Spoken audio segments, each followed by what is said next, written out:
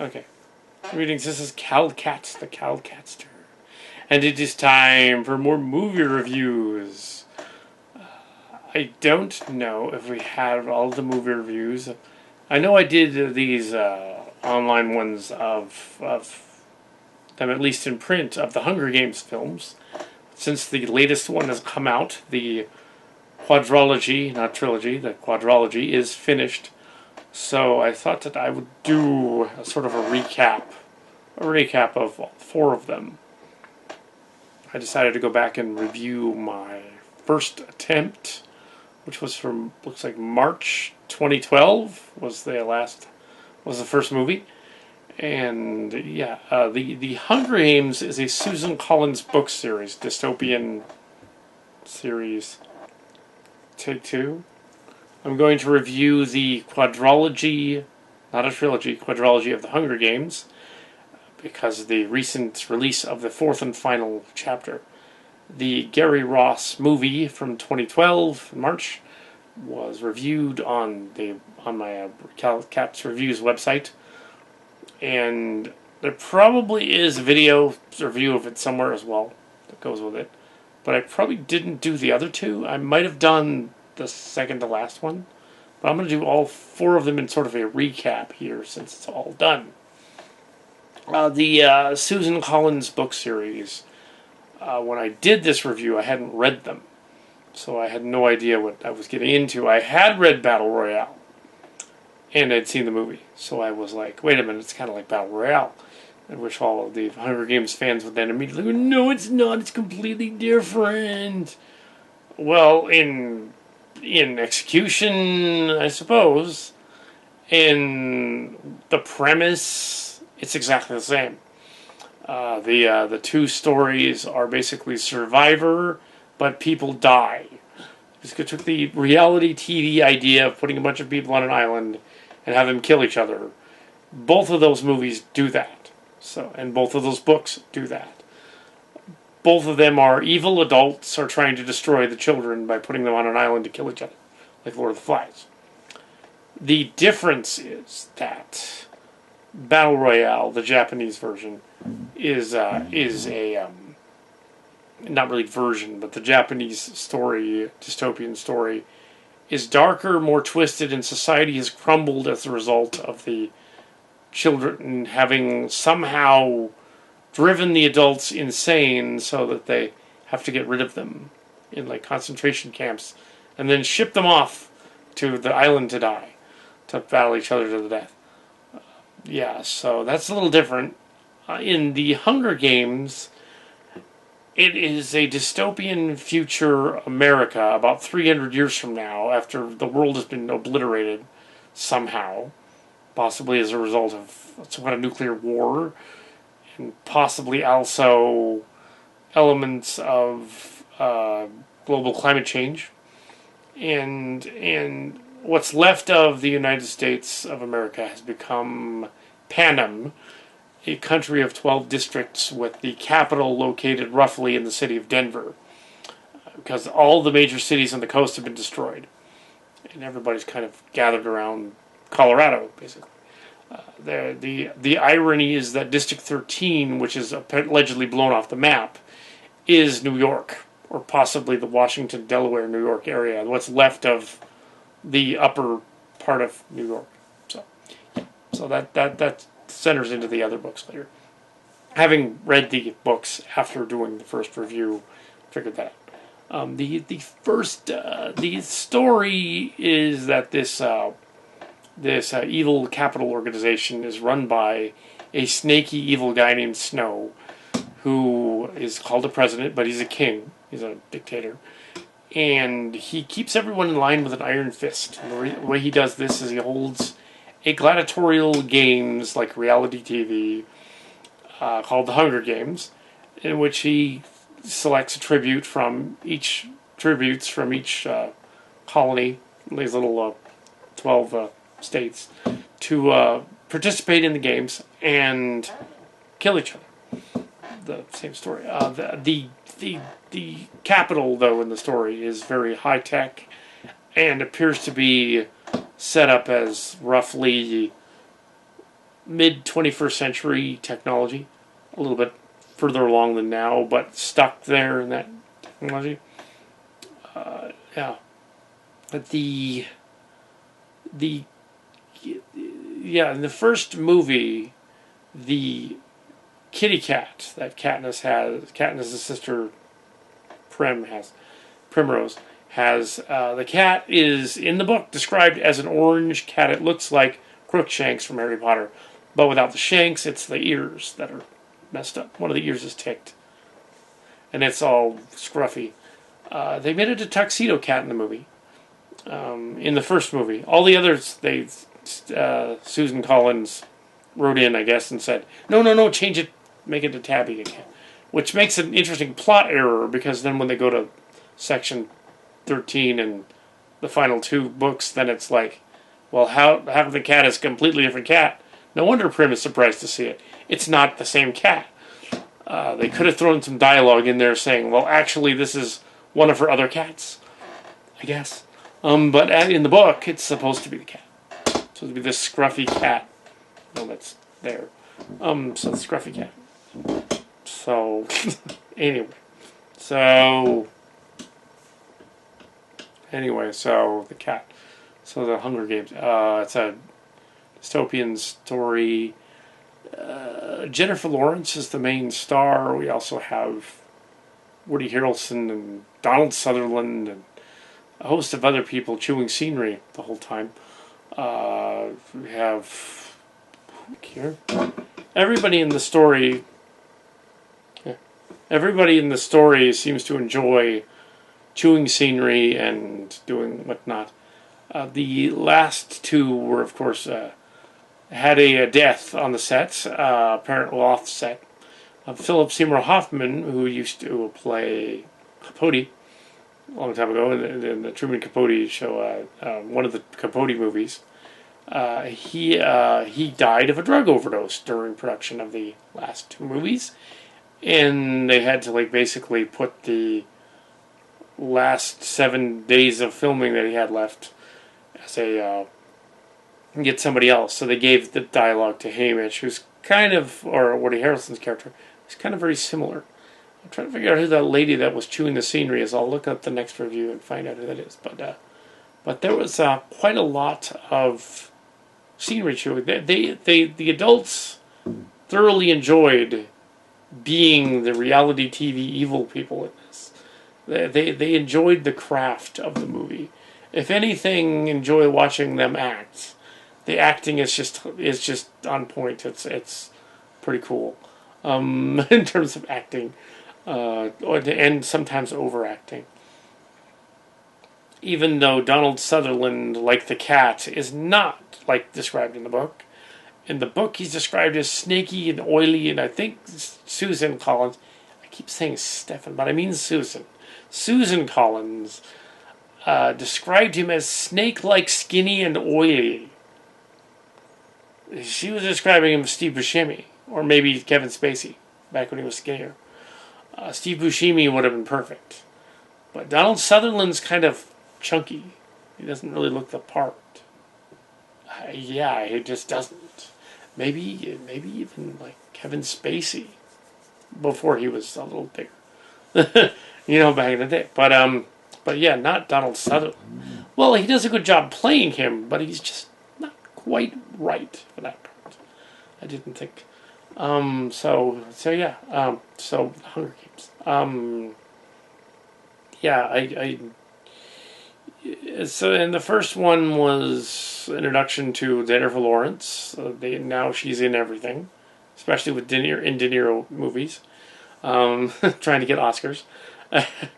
And I like it that this particular actress isn't the glamour queen type of actress. She looks like everyone else, which is not a bad thing. It's a good thing. She doesn't look like, oh my gosh, she's amazing. She just looks like an average girl.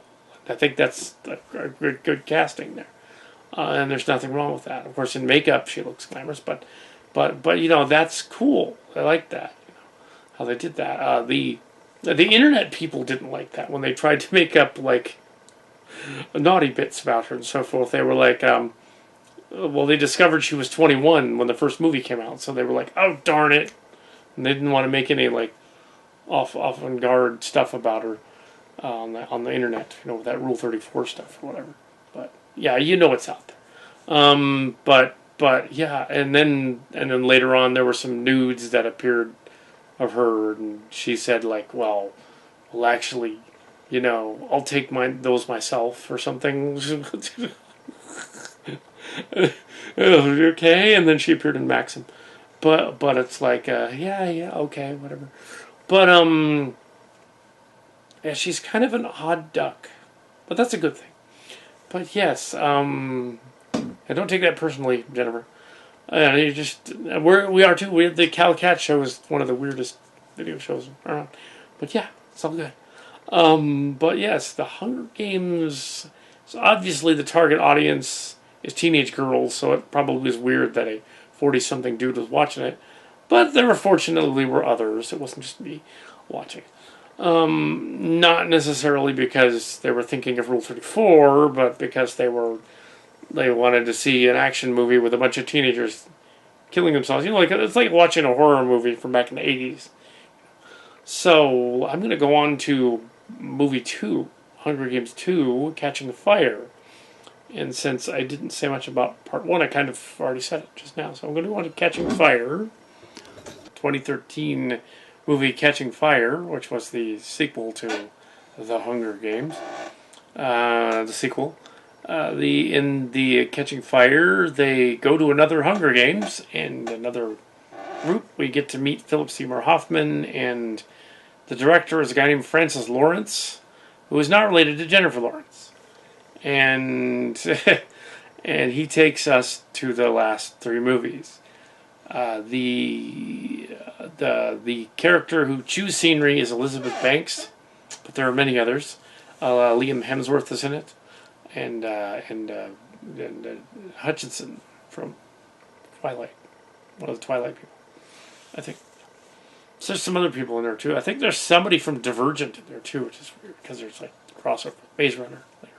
All of these movies, and some people on the internet are complaining about the dystopian teen movies, going, they're over, it's done. It's done. No, it's not done. Sorry, guys, still gonna keep going. Yeah, but they could do without it, but no, it's not done. It's just done as far as they're concerned. They'll keep doing them as long as they can make money. So yeah, it's basically more of the same. They basically do the Hunger Games again. It's the 74th one, 75th one. It's the quarter quell. They put them on the island again, but this time it's shaped kind of like a clock.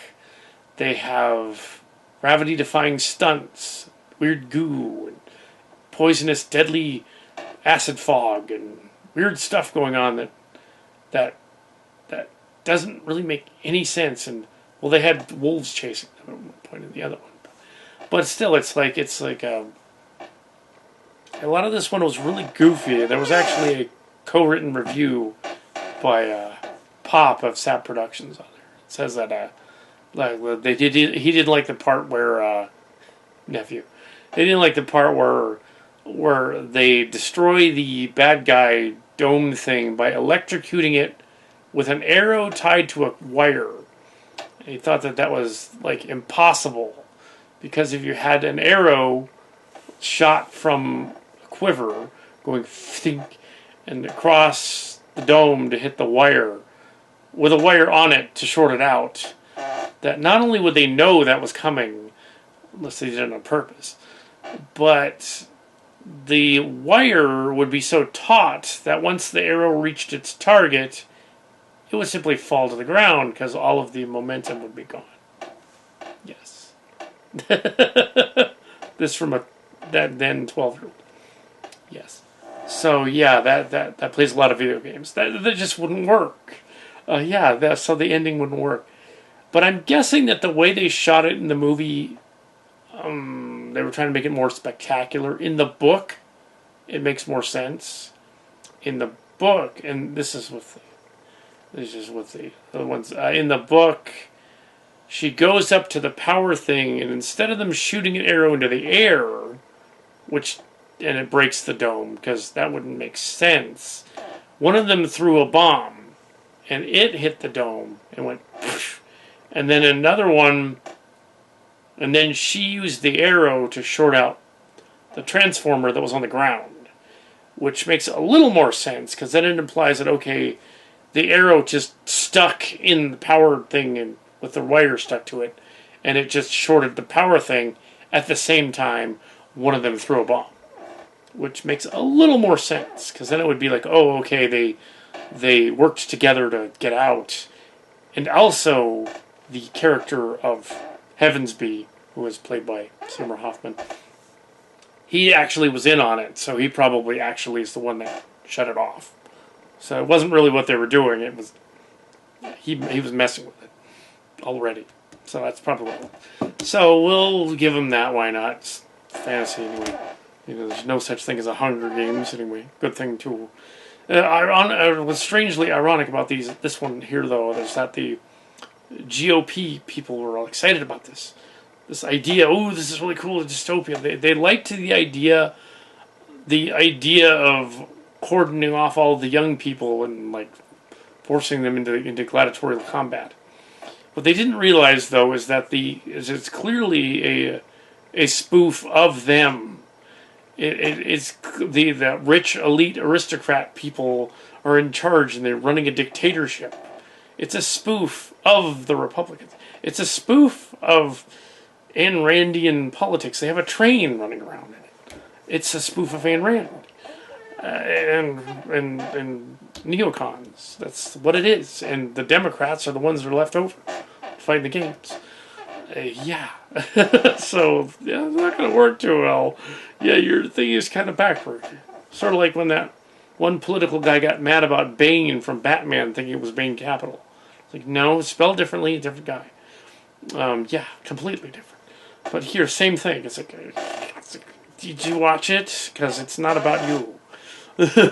But yes, it was about the Hunger Games. But yes, another thing that was odd that couldn't quite wrap my head around. There were college group people at the church as well, and they really couldn't either. Is some of the older ones, because it's really for younger teenagers. And they were kind of overthinking it, and they're like, no, this is kind of odd that and they were kind of like, discussing at the coffee shop, and they're like, it's kind of odd that like she wants Peeta at all. Peeta's the boyfriend, because he's kind of nuts, and then the bad guys capture him. He's kind of a jerk, and she's kind of out there too. I guess they're meant for each other or something, but it's like, no, it's like, even reading the books, and I had read the books at this point, at least 3 of them at that point, and I was like, wait a second, yeah, he's kind of a lost cause. But many years ago, I read an infamous Victorian era book series. I read the classics, like Wuthering Heights and Emma and that kind of stuff. And in those kind of books, no, you end up with the aristocratic guy that they set you up with because it's Victorian England or whatever. And you have to, So maybe that's what's going on.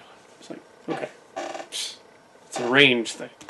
They don't have to love each other, they just have to be married. The princess and the prince. Now what happens if the prince becomes an ass? But anyway, so that was that's Hunger Games 2, where they go to the island, and I think I covered everything. It was like a clock in the island. They figured that out, and there's a bunch of double crosses and triple crosses. At the end, the bad guys retaliate by destroying District 12, by nuking it.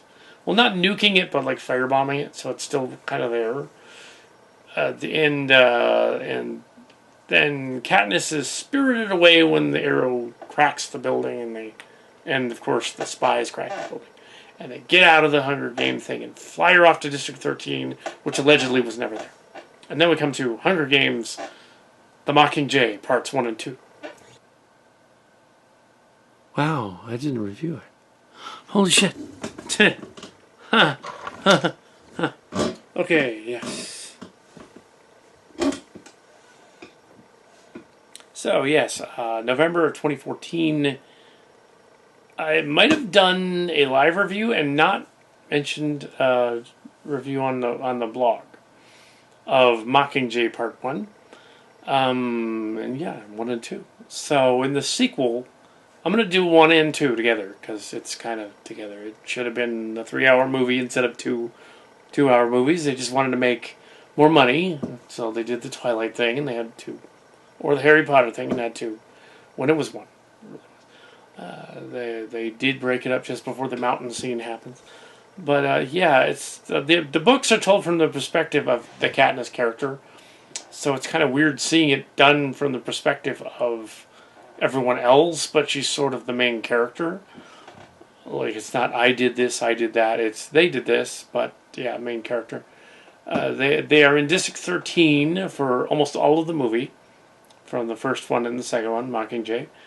The scenery chewing has pretty much ended in favor of basically Haymitch's character and Heavensby's character giving her advice while they plan and commit raids on various industrial complexes and then a mountain city thing that leads them to the capital.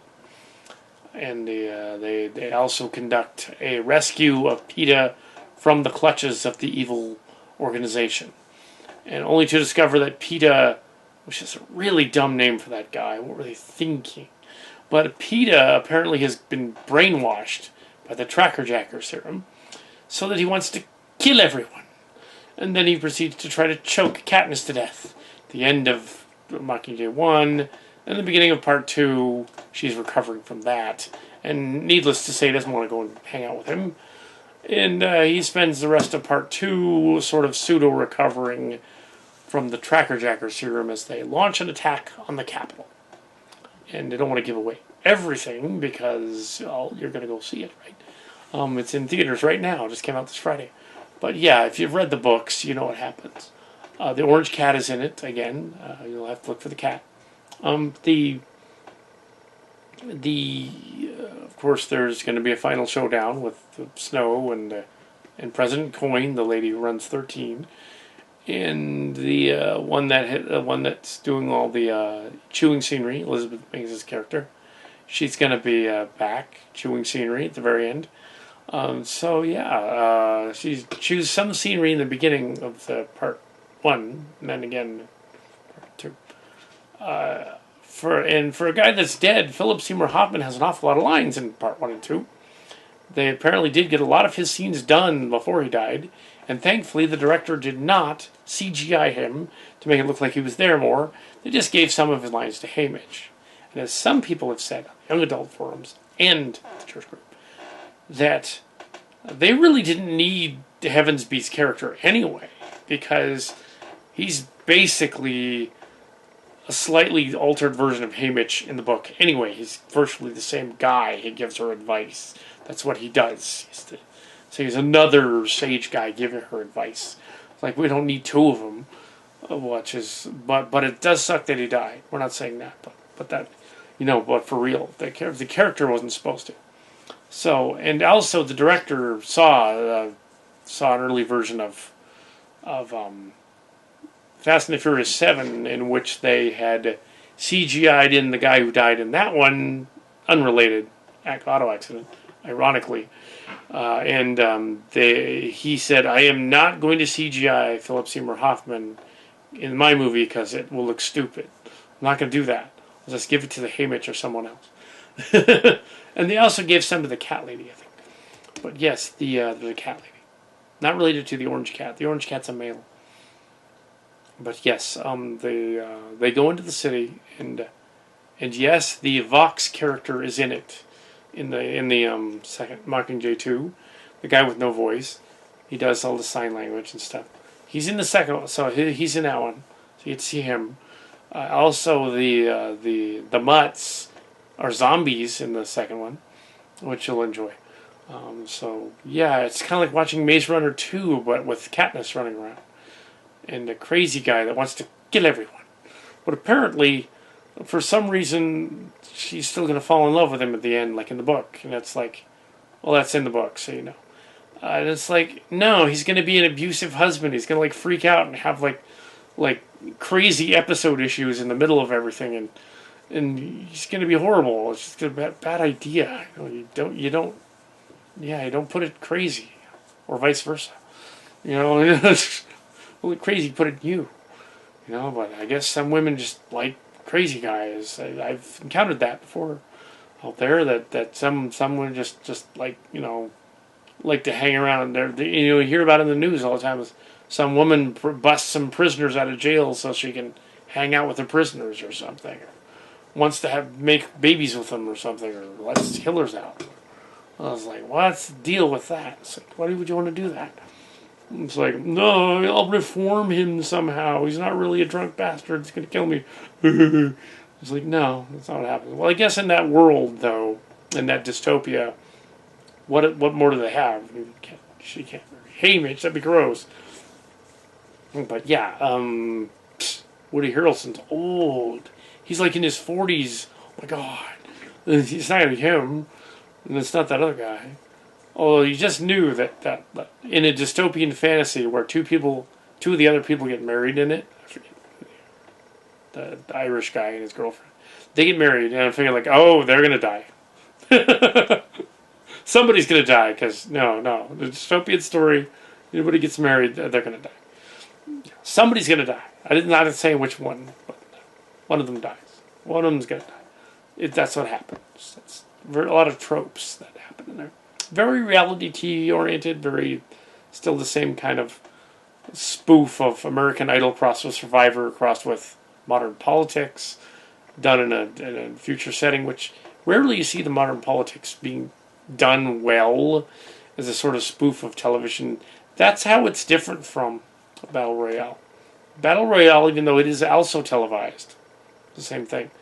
In Battle Royale, they're afraid of the teenagers, so they send them there to watch them die, and then they freak out. In the Hunger Games, they send them there to die, and they cover it like news footage, like it's really awesome or something. They're not afraid of it. They're just like twisted. They just want to show it. Kind of like modern news television nowadays. Yeah, but I doubt that it's going to lead to that Hunger Games type of society. I don't think all that paranoia stems from way back in the day during the nuclear things, during the Cold War. This is sort of a retcon of that. They have no Cold War to fight, so they're basically like, okay, we have to write a story where it's sort of a Cold War, but the ambiguous other enemy, the Cronenbergian other enemy, the Lovecraft sort of other enemy, he's out there, you know. They're out to get us, and adulthood is scary, so they're the evil guys. Because when we become adults, we'll be scary. Ooh, that's what it is. Same thing with the X-Men, Avengers, where they're the outcast teenager, awkward people. They have to evolve and defeat getting mature and older and stuff. It has nothing really to do with the dystopian evil society so much as they're growing up and they don't like it. And they would rather not do that. Which is like when they see like news media stuff. It's completely different. So yeah, I don't think the world is going to end as the result of reality TV and stuff like that. 2012 already happened, ladies and gentlemen. Nothing happened 3 years ago.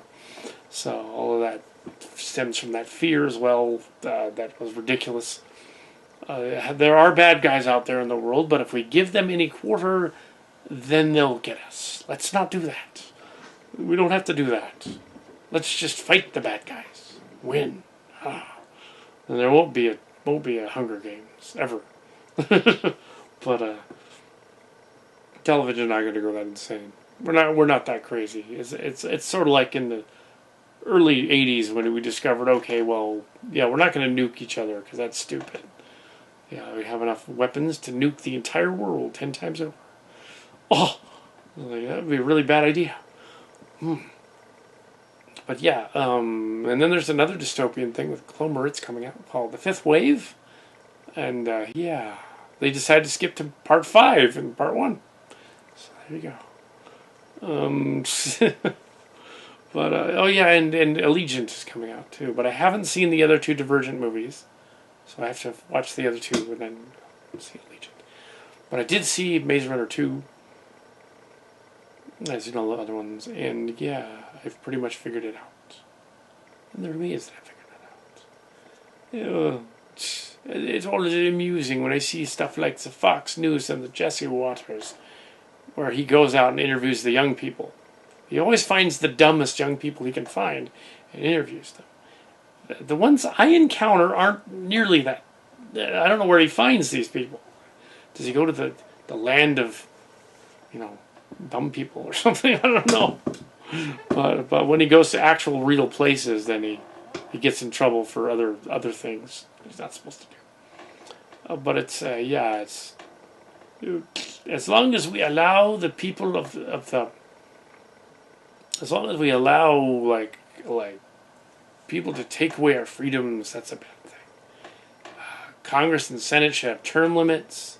They should take away the gerrymandering and just say that politicians that live in a certain county, that's where their county for running is, instead of the gerrymandering thing. Term limits for Senate, House, and Senate. That'd be good. So they don't need to stay there forever. And yeah, and get out and vote. Everyone should get out and vote, because if you don't vote, you can end up with some goofball being the president. That happened just recently, a couple of times. So you don't want to do that again. And also, so there you go. You don't want to end up with the Hunger Games either. There's your political rant. Related indirectly to the Hunger Games. I don't think it's ever going to become like that, because the dystopian society thing just doesn't work. I think it scares the young people enough that they wouldn't go there, hopefully. So there is the Hunger Games, and I don't think that, So there are some hilarious parodies out there on the internet, though. There's a Hunger Games with cat faces. There's a little Hunger Games thing with cat faces. But also there was a Hunger Games kitten video where the kitten was Katniss, and she was doing archery with this little toy bow. But yes, Katniss. That kitten did not look very happy in that little outfit. It was like, get me out of this outfit or I'm going to claw you. It's like, yeah. But yes, kitty cats and then Frozen. Ooh. But you can be politically incorrect. No, don't do that. Hunger Games. Oh yeah, and another thing, Mark's Cards is an archery person. Well, he took some archery. It's an excellent shot because he's a hunter, So yes, but he doesn't actually hunt animals now, just targets. But yes, he said that the girl in the Hunger Games, when she shoots the arrow, she's got it like this. She's got her thumb up like this, the wrong way. And if she did that with her thumb like that on the quick from that's the end of the arrow, the quiver, the quick part, this thing would go and rip all the skin off of her thumb. Yes, so that would have been really bad. And she kind of did that again in the second one, in the last one, where now she had the arrow closer to her face. She had the bowstring strapped like right here. She's gonna rip her ear off. Oh. It's like, no, you don't hold it up to your face and go. Hold it out here. Anyway, so something like that. You hold it out here. Yeah. If you're going to shoot an arrow, I think their technology is all over the place in that movie. It's like, wait a second. How did they get all that stuff if they couldn't have any foreign aid from any other countries if they were all gone? They must have not been gone. There must be other countries in the world. It's just that they're not in contact with them. But then they must be, because they can't survive on their own. They don't have the infrastructure unless there's only like 10,000 people in the whole place or something. How do they pull that off? I didn't think that out too well. And how did they have satellites to run the hologram just to get all the images all over the city? Oh, well. If you think about it too hard, then it doesn't make any sense. It's fun, but yes. So yeah, go watch the Hunger Games, Mockingjay 1 and 2, together as a unit. Because so watch 1 and then go out and right to 2. Or wait until 2 comes out. Maybe go to see it in the theater, though, I guess. But yes, I've seen it in the theater. I've read the books, and yes, the books. Colin's books.